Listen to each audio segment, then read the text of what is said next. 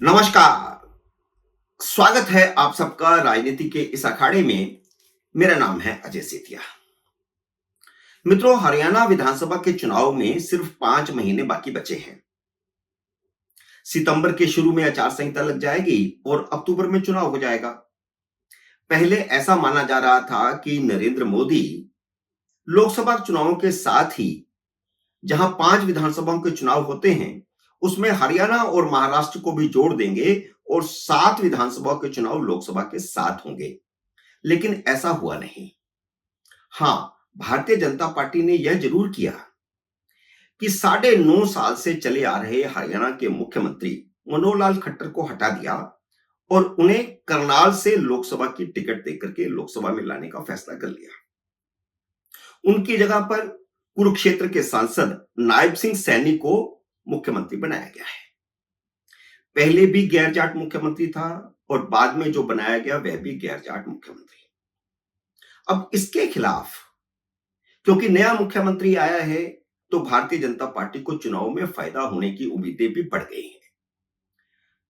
मनोहर लाल खट्टर के खिलाफ नेचुरली 9.5 साल बहुत लंबा समय होता है, तो एंटी इनकम्बेंसी हो जाती है। एंटी इनकम्बेंसी का ही असर था कि इससे पहले जो 2019 के अक्टूबर में चुनाव हुए थे, उसमें भी भारतीय जनता पार्टी की सीटें घट गई थी, बल्कि बहुमत नहीं मिला था।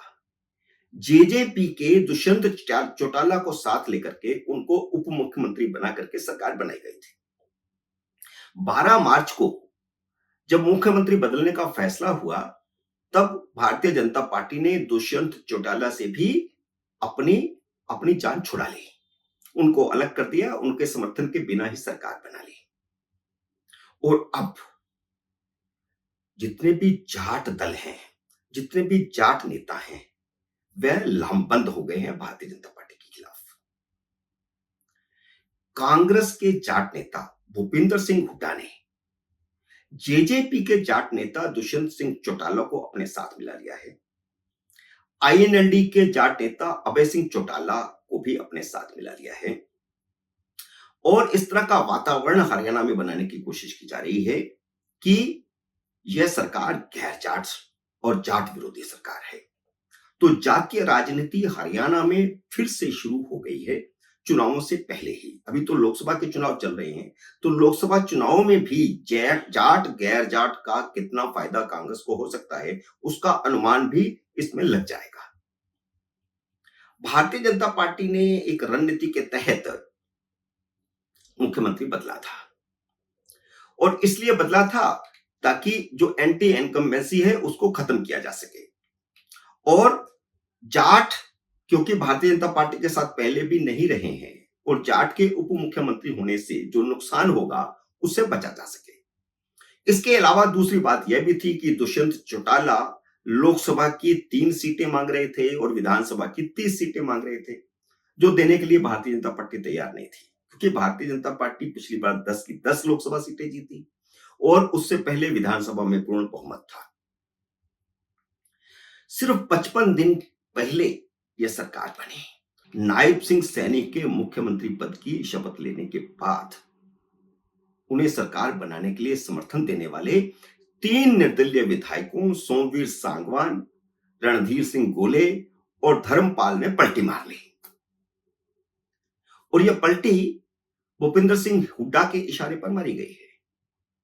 इन तीनों ने राज्यपाल को लिख कर दे दिया है कि उन्होंने सरकार से समर्थन वापस ले लिया है।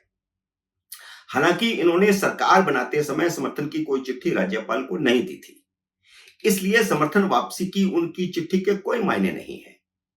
लेकिन इन तीनों ने हरियाणा के ही गयालाल की याद दिला दी। 57 साल पहले 1967 में जब पंजाब और हरियाणा का बंटवारा हुआ था और उसके बाद पहली बार हरियाणा में चुनाव हो रहे थे, तो उस समय गयालाल नाम के एक निर्दलीय विधायक चुने गए थे और उन्होंने एक दिन में ही 3-4 बार पलटी मारी थी, कभी किसी के साथ कभी किसी के साथ, और मुख्यमंत्री ले लेकर उनको घूम रहे थे कि ये मेरा विधायक है, ये मेरा विधायक है। उसके बाद भी वे जब तक राजनीति में रहे, उन्होंने दल बदल का सिलसिला जारी रखा था। उन्हीं के नाम से राजनीति में आयाराम गयाराम की शुरुआत हुई थी। उनके बाद उनके बेटे उदय भान ने भी दल बदल का सिलसिला जारी रखा। वह कभी निर्दलीय में, कभी कांग्रेस, कभी किसी पार्टी के साथ, कभी किसी पार्टी के साथ आते जाते रहे हैं।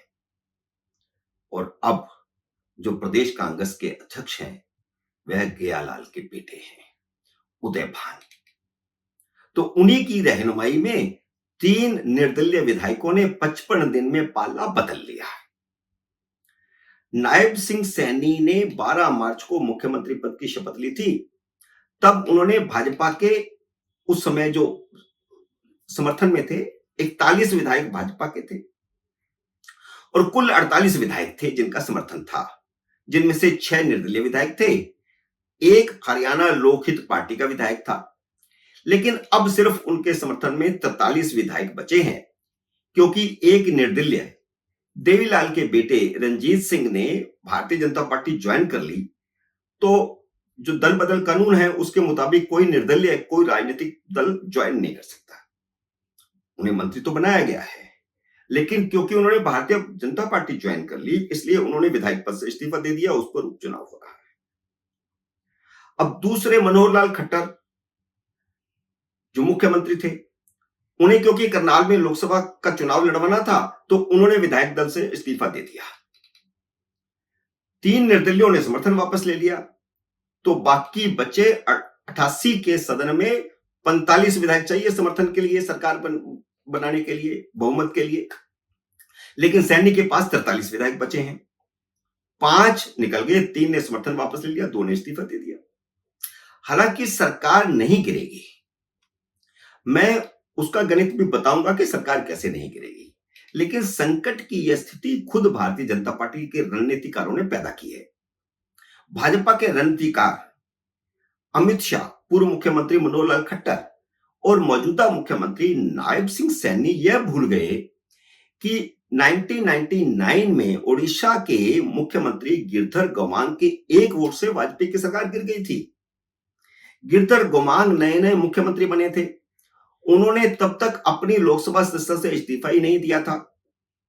2-4 दिन हुए थे उनको शपथ ग्रहण किए हुए, और सोनिया गांधी ने उन्हें दिल्ली बुला करके कहा कि वाजपेयी सरकार के खिलाफ जो अविश्वास प्रस्ताव रखा है उसके समर्थन में आपको वोट करना है लोकसभा में जाकर के। जब सदन में वोटिंग शुरू हुई उस समय यह सवाल भी उठा था, लेकिन स्पीकर ने फैसला दिया क्योंकि वह लोकसभा के सदस्य हैं, उन्होंने इस्तीफा दिया नहीं है, वह मुख्यमंत्री हैं, इससे सदन को कुछ लेना देना नहीं है, इसलिए उन्हें वोट का अधिकार है। और उन्हीं के वोट से वाजपेयी सरकार गिर गई थी। नायब सिंह सैनी ने जब मुख्यमंत्री पद की शपथ ली थी, तब इधर उधर से जुगाड़ किया गया था। 6 निर्दलीय विधायक, एक लोकहित पार्टी, तब जाकर के बहुमत बना था।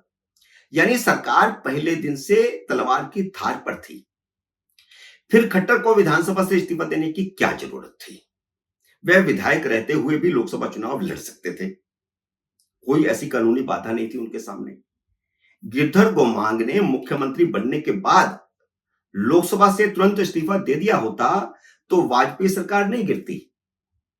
रणजीत सिंह चौटाला से भी इस्तीफा करवाने की क्या जरूरत थी और क्या जल्दी थी?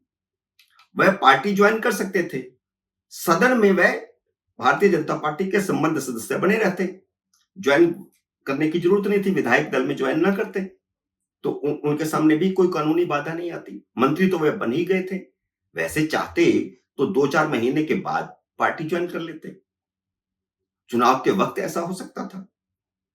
वैसे सरकार को कोई खतरा नहीं है, क्योंकि दुष्यंत चौटाला के 10 विधायकों में से 6 विधायक उनके साथ नहीं हैं।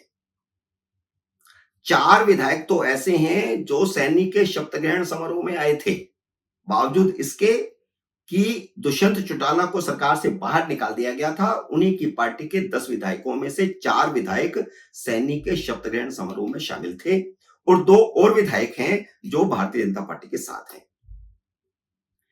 अब बयानबाजी जितनी मर्जी होती रहे, बिना 45 विधायक को परेड करवाए राज्यपाल कोई कदम नहीं उठाने वाले, और 45 विधायक इकट्ठे हो ही नहीं सकते। इसलिए राजनीतिक ड्रामेबाजी के सिवा कुछ नहीं है।